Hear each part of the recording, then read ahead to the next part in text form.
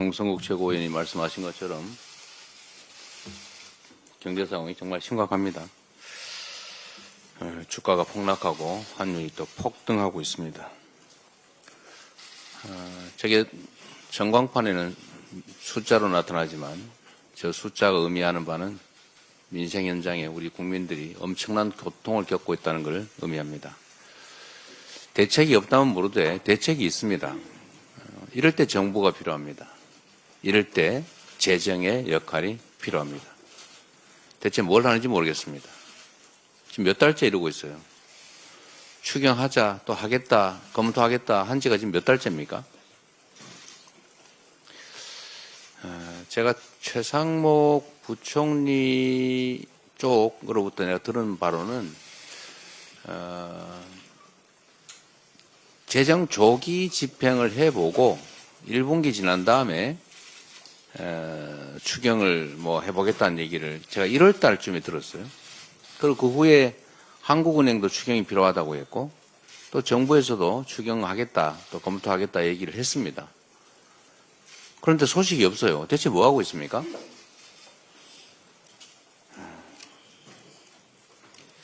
국민들의 고통에 대한 공감이 없는 거겠죠. 모르는 거겠죠. 그냥 숫자만 쳐다보니까 아무것도 아니겠죠. 또 국민의힘도 마찬가지입니다. 지금 전 세계가 미국의 자국 중심주의 통상 정책 때문에 경제적으로 심각한 상황을 맞고 있습니다. 우리 대한민국 경제도 말할 게 없죠. 정부가 대응을 못하면 국회라도 대응을 해야 됩니다. 국회에 통상 대응 특위라도 만들어서 의원 외교라도 하자. 국회의원들이라도 좀 공식적인 활동을 해보자고 하는데 왜 안 합니까? 이재명이 말했기 때문에 하기 싫습니까? 너무 유치하잖아요. 본인들이 대안을 내세요, 그러면. 우리가 전폭적으로 지지하겠습니다. 지원하겠습니다. 협력할 테니. 뭐 안을 좀 내세요. 이제는 여당도 아니지만 어쨌든 연이 있는 한때 여당 아닙니까? 여전히 정부의 영향력이 있잖아요. 그러면 대책을 내십시오. 아니 대책은 내지 않고 우리가 하자면 무조건 반대하고 뭐 어쩌자는 거예요. 이 나라가 우리 국민의힘 정치인들의 놀이터입니까? 국민들이 저렇게 고통스러워하고 경제가 망가지는 거 보이지 않습니까? 정말 한심합니다. 아직도 반성을 안 하고 있어요. 지난 3년 동안 국민이 맡긴 권력과 국민이 낸 세금으로 대통령 놀이하고 권력 노름하다가 나라를 이렇게 망치고 국민들한테 쫓겨나고도 여전히 정신을 못 차리고 있어요. 지금 내란 수계 헌재에서 파면당했는데 그 내란 수계를 여전히 끌어안고 같이 가겠다는 겁니까? 왜 제재하지 않습니까? 혼이라도 내는 척 해야 될 거 아닙니까? 제명하시고 앞으로 반성해서 국민을 위한 정당이 되겠다고 하세요. 그래야 길이 열리지 않습니까? 그게 국민에게도 국가에게도 좋습니다. 본인들에게도 좋지요.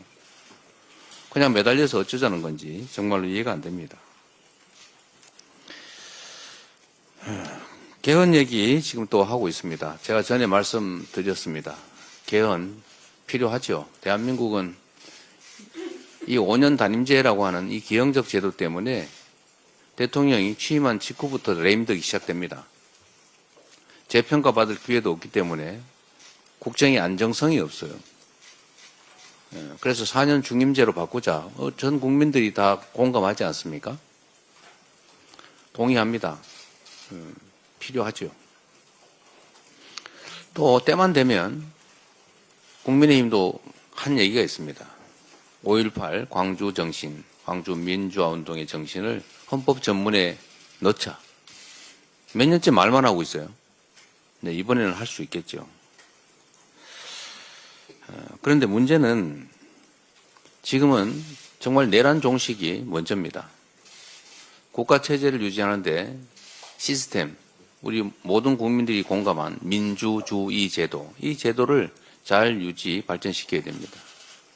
그런데 군사 쿠데타를 통해서 국가 권력의 최고 정점에 있는 대통령이 국민을 향해서 총뿌리를 겨누고 대한민국의 헌정 질서를 통째로 파괴했습니다. 민주주의를 위협했지요. 국민들의 힘으로 간신히 복구하는 중입니다. 민주주의 파괴를 막는 것이 중요합니다. 민주주의 발전시키는 것도 중요합니다. 그러나 지금 당장은 민주주의의 파괴를 막는 것이 훨씬 더 긴급하고 중요합니다.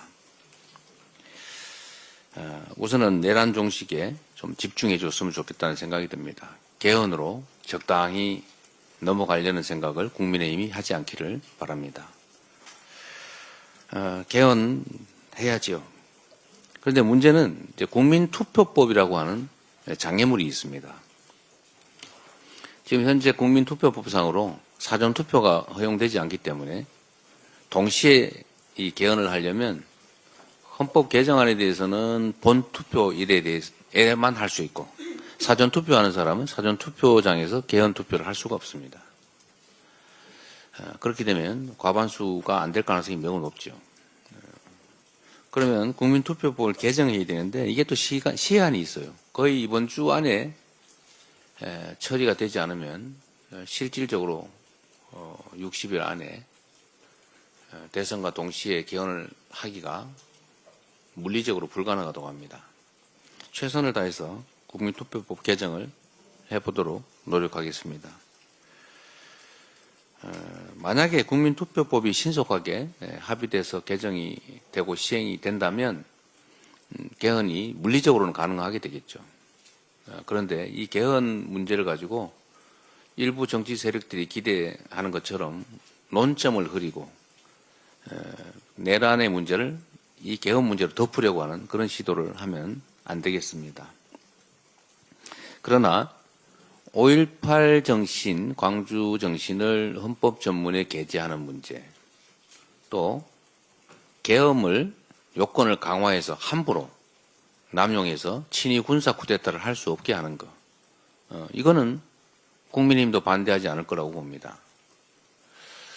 광주 5.18 정신 역시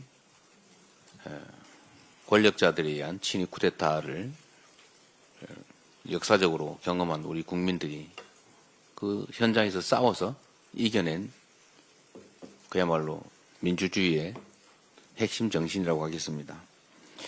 5.18 민주화 운동에 관한 5.18 정신, 그리고 계엄 요건 강화 정도는 국민투표법이 개정이 돼서 현실적으로 개헌이 가능하다면 곧바로 처리할 수 있을 것 같습니다.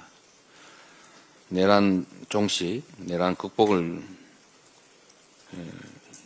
지금 당장 중요한 과제로 추진한다는 측면에서 할 수 있는 일이라고 생각됩니다.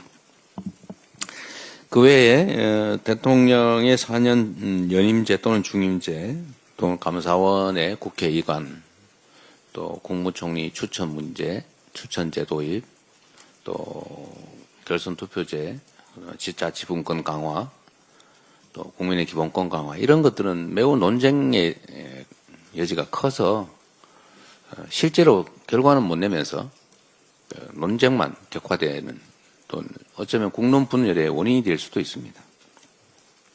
이런 복잡한 문제들은 각 대선 후보들이 국민에게 약속을 하고